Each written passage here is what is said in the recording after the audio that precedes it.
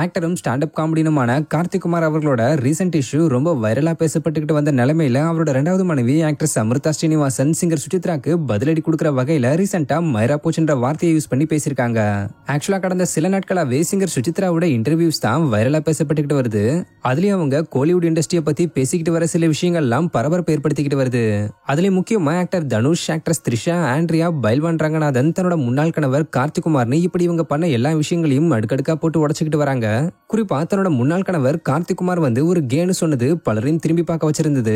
இதுக்கு ஆக்டர் கார்த்திக் குமார் கூட நான் கே கிடையாது, அப்படி இருந்திருந்தாலும் அது எனக்கு கவலை இல்லை, அதை நினைச்சு பெருமைதான் பட்டிருப்பேன்னு சொல்லி ரிப்ளை வீடியோ ஒன்று பேசியிருந்தாரு.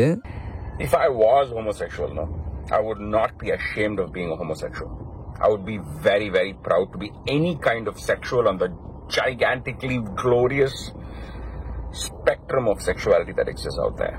இதை தொடர்ந்து சிங்கர் சுசித்ரா தன்னை பத்தி அவதூறு பேசினதுல கடுப்பான பைல்வான் ரங்கநாதன் ஒரு இன்டர்வியூ கொடுத்து அதுல சுசித்ரா ஒரு மனநோயாளினும் அவங்க தான் தன்னை இன்டர்வியூ எடுத்தா வீடியோஸ் நல்லா வைரல் ஆகும்னு சொல்லி என்கிட்ட கால் பண்ணி கேட்டு அவங்களுடைய முன்னாள் கணவர் கார்த்திக் குமார் பேசின சில ஆடியோ ஆதாரங்களை கொடுத்ததா சொல்லி அந்த ஆடியோவை அதே இன்டர்வியூல பிளே பண்ணியும் காட்டியிருந்தாரு.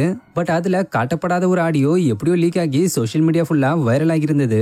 இதெல்லாம் யாரும் படிச்சவங்க பேசுறது கிடையாது. இப்படிலாம் படிக்காத முண்டங்க இருக்கு தெரியுமா, அதுங்க பேசுற பேச்சு.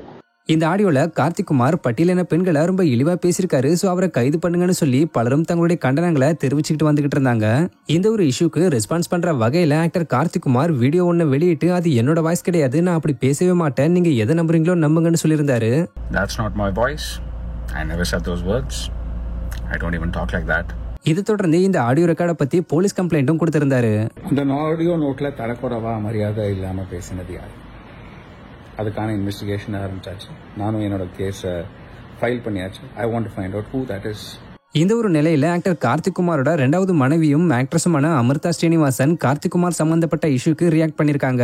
ஆக்சுவலா ஆக்ட்ரஸ் அமிர்தாவை நிறைய பேருக்கு தெரிய வாய்ப்பு கம்மி தான். ஏன்னா இவங்க அவியல், மேதமான், தேவ், இறுதி பக்கம், போர் மற்றும் பொன்னொன்று கண்டன் மாதிரி சில குறிப்பிட்ட படங்களை தான் நடிச்சிருக்காங்க.